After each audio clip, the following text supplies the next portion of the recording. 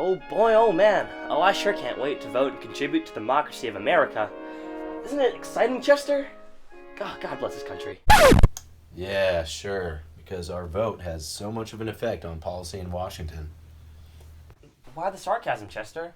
I mean, as citizens of the U.S., we control our own destiny, right?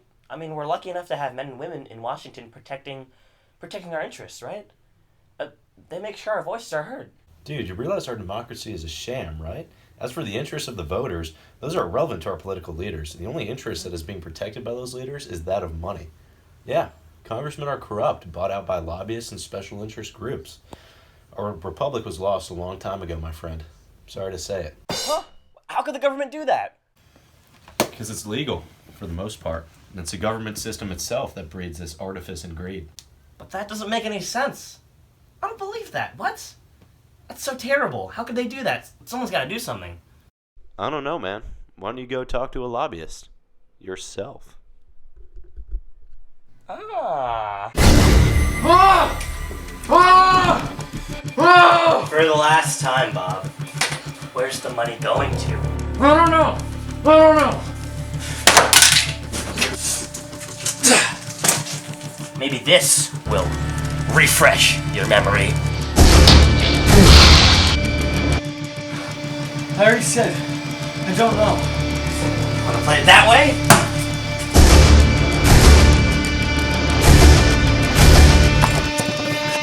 I could do this all day. Fine. I'll talk. Where's it going, Bob? P. Sherman, Go on. 42, Wallaby Way, Go on. Sydney. I knew it.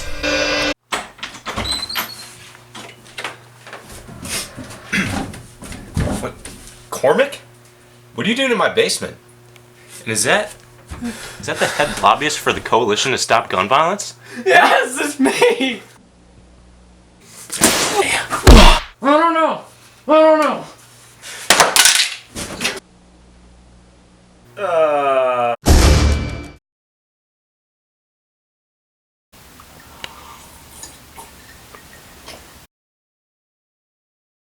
Well, at least not pressing charges. Cormac, you took that a little bit too far, alright, buddy? But again, part of that is my fault. Earlier, when I was talking about lobbyists and the involvement of money in American politics, I might have been a little bit hyperbolic in my statements. Now, lobbyists represent certain interests, interests of constituents like you and me, and they may not always align with what the popular opinion of the United States constituents want, but they do represent certain groups, and lobbyists are just people too.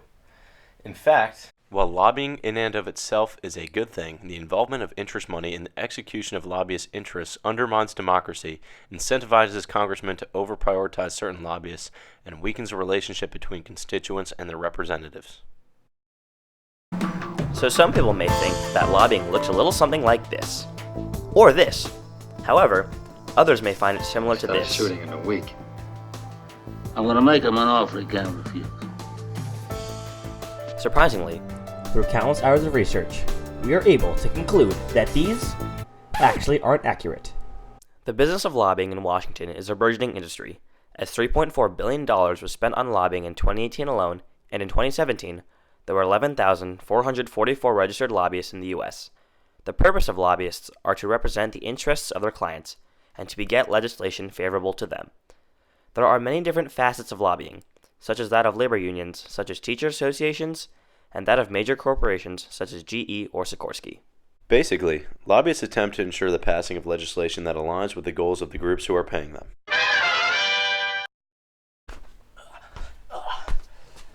Cormac, I'm not a bad guy.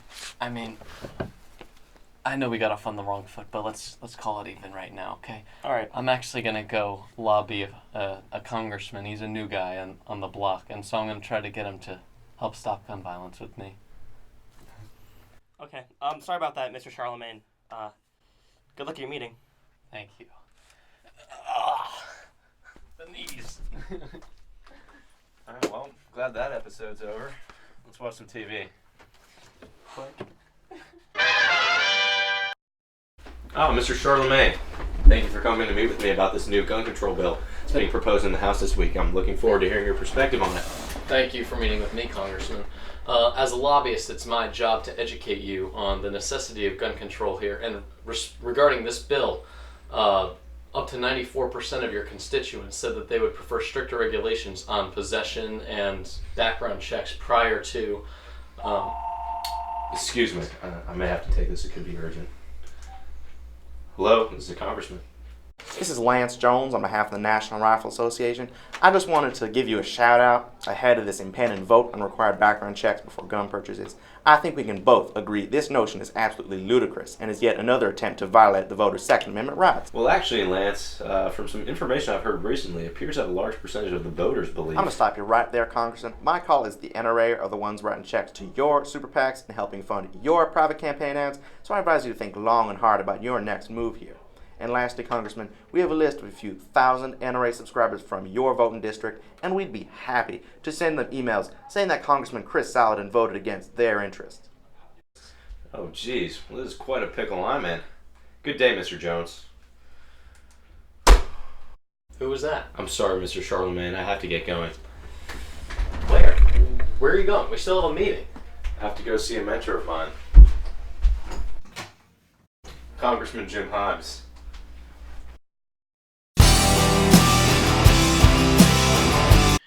Well, I actually don't agree with the way the question was phrased. In other words, my job as a representative is to represent my constituents. Mm-hmm. It's not to balance their interests and lobbyists' interests. And so would you say in your experience that your interactions with lobbyists have been in the most part educational? Sure. So,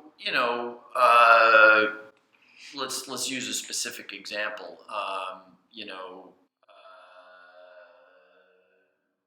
Sikorsky will hire a lobbyist to come in and sort of to tell me about how many helicopters they will manufacture if the defense budget is this, and how many helicopters they might manage if the defense budget is lower. Mm-hmm. And they'll say, look, if we don't get this increase in the amount we spend on Army aviation, we'll make less helicopters, and this will require us to lay off people at the plant. So it's that kind of conversation. Oh, so Jim's description of what lobbying is, using Sikorsky, is just an example of the benefits that lobbying has. So I guess he's highlighting on many occasions that money actually isn't involved at all. I guess he's saying is that the lobbyist's job is to solely just to get a meeting with a representative and to convince them to vote a certain way in order to benefit a company or interest group. Oh, that makes sense. So lobbyists just act as biased educators who simply just, persuade congressmen in order to vote a certain way based off the results of their votes will have on their constituents. Lobbyists also play an important educational role. Radiologists, the radiology lobbying group was in my office last week, and they had a couple of things they wanted to know were important to them, including allowing their assistants to do more so that they can spend less time doing lower end jobs and spend more time reading imagery, as radiologists do. In that sense, they do play an important educational function. What do I know about radiologists? Right? Very little. But I always have to keep in my mind whenever I'm talking to a lobbyist that they are representing the interests of a group, and there are often competing interests. So if you're an elected official, the smart or responsible way to talk to lobbyists is to say, okay, if the oil industry lobbyists are in here talking about, energy, I should probably also hear from people who are on the other side. Maybe it would be climate scientists or environmentalists.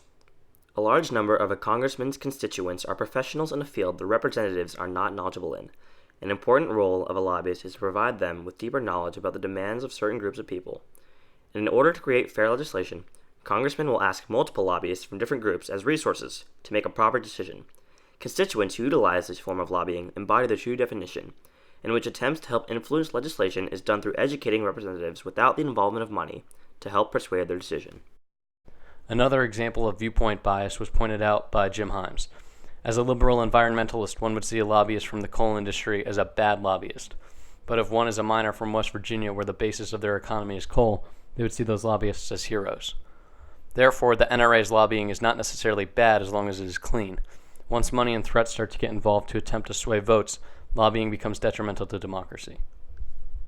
The NRA derives an awful lot of its power, in some senses, in the way that teachers' unions, teachers' lobbyists, if you will, derive a lot of power. They're very organized. So if one of my Republican friends who lives in a Republican area crosses the NRA might have an email list of, let's just make up a number, of 10,000 people in that representative's district, and they'll say, Congressman Smith voted against your interest. And so it's also their ability to communicate to their membership that gives lobbyists a lot of power. The other place they get their power, which is a darker thing, is lobbyists often contribute money to political campaigns because it is a lobbyist who gives you a lot more money theoretically might be paid more attention to than a lobbyist who doesn't give you as much money, and that is a sort of a corruption in the system, if you will. Now, it's important to remember that the NRA is not evil. The NRA is just a specific group of people who are trying to protect the interests of those who subscribe to their beliefs. And so, whether their views align with the view of the vast majority of Americans does not really make it good or bad, or evil or good.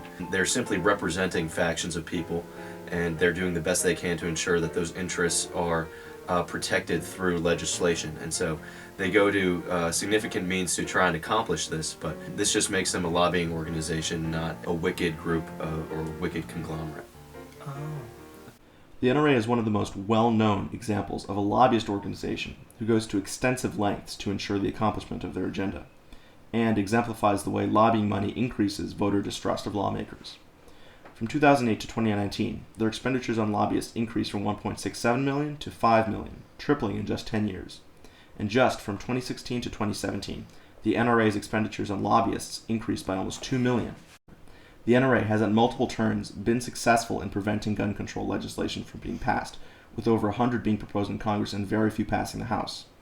Since 2005, with the Protection of Lawful Commerce in Arms Act, which protects gun manufacturers from prosecution when their guns are used in shootings, and the 2008 Supreme Court case, District of Columbia v. Heller, which challenged a long-standing handgun ban in Washington, D.C., the federal government has ultimately either failed to pass gun regulations or has taken overt action against regulation. And because of this, the increasing number of Americans who want more gun control are frustrated because nothing is getting done. Another recent poll has determined that 58% of Americans are not confident in Congress to represent and act on their interests. The NRA's massive expenditures very strongly influence federal policy, and the lack of progress despite widespread support for national gun reform is highly frustrating and discouraging for many constituents. The congressional standstill seems to demonstrate more and more that congressmen are listening to corporations and organizations more than their constituents. So anyway, I think lobbyists, like anybody else in politics, sometimes they have successes, sometimes they don't. But yes, the overall point is true, that if you spend money to put together a big lobbying operation, you are likely to get your policy goals at least paid more attention to than if you don't. Yeah. Wait, but I'm still kind of confused. Can you give an example of when money is used and that's bad? That's a good question. Well, corporations lobby the most out of anyone, and in fact, in 2018, there was $3.5 billion done on lobbying, most of which were by corporations. Now, corporations can't essentially give that much money directly to a candidate, but what they can do is donate their money to super PACs, which their donations remain anonymous, and they go to finance campaigns and campaign ads and various expenditures for congressmen. The idea being that if these corporations put money into these super PACs for certain candidates, then when the candidates get elected, they will give friendly tax breaks to the corporations, make sure their interests are protected, and provide federal aid. And why is that allowed? Well, that's allowed because of a Supreme Court case in 2010 called Citizens United versus the Federal Elections Committee. The ruling of this was that corporations can spend as much money as they desire financing campaign ads, because essentially under the First Amendment, money is speech. It's not in anybody's. It's not to anybody's advantage to have a system that is awash with money, because people feel like they matter less because they're not writing big checks. Every time somebody votes for something, instead of thinking, well, that senator voted that way because he or she thought it through and thought it was the right thing to do, they only voted that way because of the money. So it's a fairly toxic system. And so I finally realized, lobbyists aren't monsters. Well, not all of them at least. They're just people who want their voices heard. But a glass castle, the system is not. Wealthy organizations that lobby have immense influence. They dominate over the efforts of smaller lobbyists and people who don't have access to the huge amounts of money. But this battle is far from over. If you're eligible to vote in the next election, if you are a righteous citizen of America, if you value democracy and equality, then you have a responsibility. A responsibility to support politicians who will not tolerate money in politics, to research lobbying activities, and to be an active citizen who understands differences between normal and excessive lobbying. I have to go. Where are you going? To take a stand. I believe in the voters, that we will have victory one day. But until then... So we beat on. Votes against the current. Born back ceaselessly. into the past.